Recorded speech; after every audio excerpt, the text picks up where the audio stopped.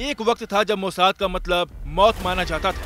एक बार जो मोसाद की निगाह में चढ़ गया उसका बचना मुश्किल ही नहीं, नामुमकिन था। यही वजह है कि उसको दुनिया की सबसे खतरनाक एजेंसी कहा जाता है। मोसाद की पहुंच हर उस जगह तक मानी जाती रही है जहां इजराइल के खिलाफ कोई साजिश रची जा रही है।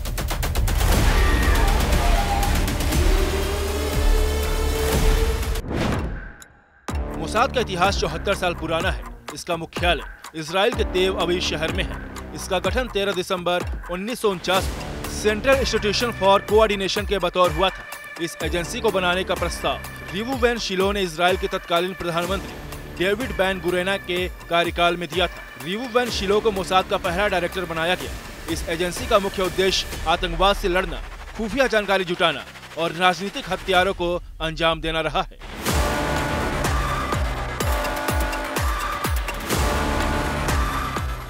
इसके जासूस देश के दुश्मन की हर छोटी बड़ी गतिविधियों पर बारीकी से नजर रखते हैं। द्वितीय विश्व युद्ध में यहूदियों के नरसंहार के लिए जिम्मेदार जर्मन अफसरों को सबसे अधिक डर मोसाद से ही लगता था। मोसाद ने सैकड़ों नाजी अफसरों की हत्याएं की थी।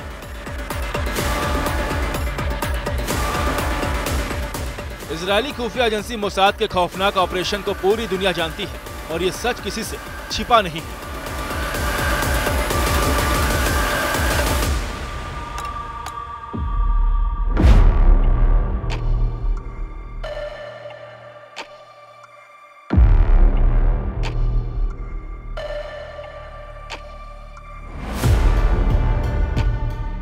नाजियों द्वारा यहूदियों के नरसंहार को होलोकॉस्ट के नाम से जाना जाता है। इसमें 1933 और 1945 के बीच 40 लाख यूरोपीय यहूदियों की हत्या की गई थी।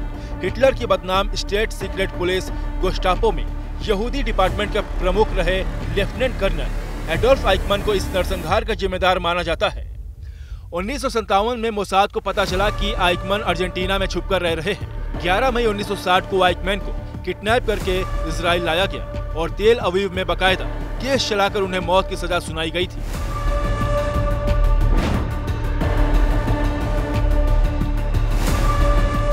सत्ताईस जून 1976 को तेल अवीव के बेन गुरियन इंटरनेशनल एयरपोर्ट से उड़ान भरने वाले फ्रांस के एक प्लेन को पेरिस पहुंचने से पहले हाईजैक कर लिया गया। हाईजैकर्स में 2 फिलिस्तीनी लिबरेशन आर्मी और 2 जर्मनी के रिवोल्यूशनरी ब्रिगेड से जुड़े हुए थे। उन्होंने प्लेन को युगांडा के एंतेबे एयरपोर्ट पर लैंड कराया।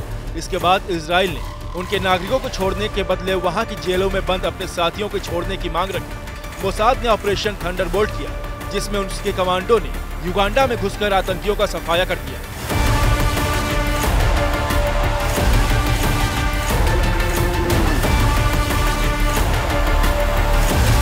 साल 1972 में जर्मनी के म्यूनिख में आयोजित ओलंपिक गेम्स के दौरान फिलिस्तीनी ब्लैक सितंबर लिबरेशन ऑर्गेनाइजेशन के 8 आतंकियों ने खिलाड़ियों की ड्रेस पहनकर 11 इजरायली खिलाड़ियों को मौत की नींद सुला दिया था। इस घटना के महज 2 दिन बाद सीरिया और लेबनान में PLO के 10 ठिकाने बमबारी में ध्वस्त हो गए। उस वक्त किसी को पता नहीं चला कि इसे किसने अंजाम दिया।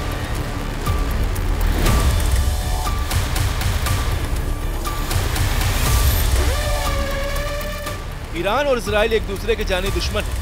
यही वजह है कि इजराइल ईरान के न्यूक्लियर मिशन को कभी परवान नहीं चढ़ने देता है। इजराइल को जैसे पता चला कि ईरान न्यूक्लियर प्रोग्राम चला रहा है तो मोसाद वहां सक्रिय हो गया। करीब 18 महीने के ऑपरेशन के दौरान मोसाद ने ईरान के न्यूक्लियर प्रोग्राम को बर्बाद कर दिया। मोसाद फिलिस्तीनी संगठन हमास के खिलाफ लगातार सक्रिय रहा है। उसके कई नेता मोसाद की टॉप लिस्ट में रहे हैं, जिनकी रहस्यमयी मौत हो चुकी है। हमास का एक नेता महमूद अल मबूह इजराइल में हुए कई आतंकी हमलों में शामिल रहा था। वो हमास के लिए हथियारों की डील भी करता था।